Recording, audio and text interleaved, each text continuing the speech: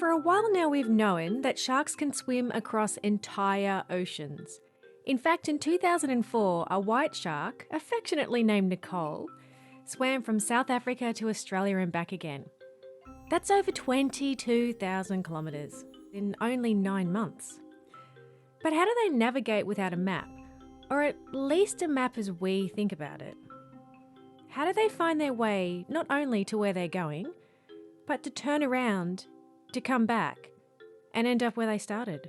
So our research really provides clarity to how these animals maintain their navigational success in the long distance movements the species are iconic for. That's Brian Keller from Florida State University, and he did these experiments. But figuring out exactly how sharks navigate, that's not really a simple task, especially when you can't put a big shark, like a white shark, inside a tank. So in order to test the animals to observe their navigational ability and to use software tracking to look at the swimmer patterns, we had to be sure the animal was capable of navigating towards a target location. So we needed an animal that returned to the same locations every year, because that would demonstrate the animal remembers the location and knows how to navigate back to it. That's what we have with the bonnet heads. They return to the same estuaries each year, so we know they have some capability of remembering an area and navigating back to it.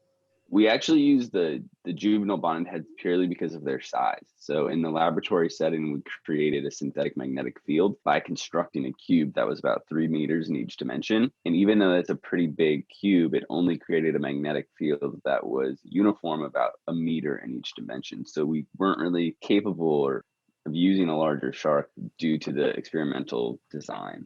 These bonnet-head sharks were put in a tank, and that tank was then wrapped in copper wire. And Keller could adjust the amount of electricity that was flowing through these copper wires and simulate different locations on Earth. They tested 3 different locations to see how sharks found their way. The treatments were 600 kilometers north of control and 600 kilometers south of where the sharks were captured. And we found that using the magnetic field in the southern treatment, the sharks actually orient homeward, whereas the other locations, they exhibit random swimming patterns. They also threw the sharks a curveball.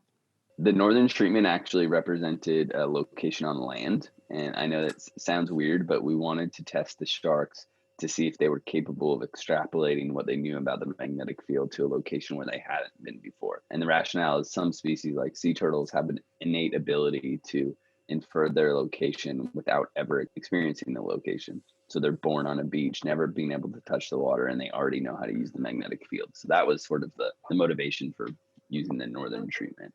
If the sharks are actually using the Earth's magnetic field to navigate, they would point themselves homeward when they're exposed to the magnetic field that was 600 kilometres south of where they were caught. And also that they would react randomly to the other 2 locations. And that is exactly what they did. For the southern treatment, what we saw makes total sense because these sharks migrate south when the water temperatures fall with the winter.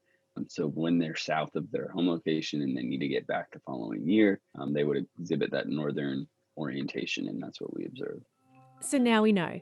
Just like sea turtles and salmon, sharks also use the Earth's magnetic field to navigate, especially when they go these long distances.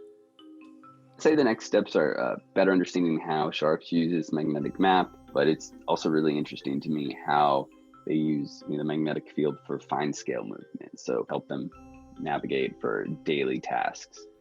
That was Brian Keller, lead author of the study published in the journal Current Biology. Music in the programme is sponsored by Epidemic Sound, perfect music for audio and video productions.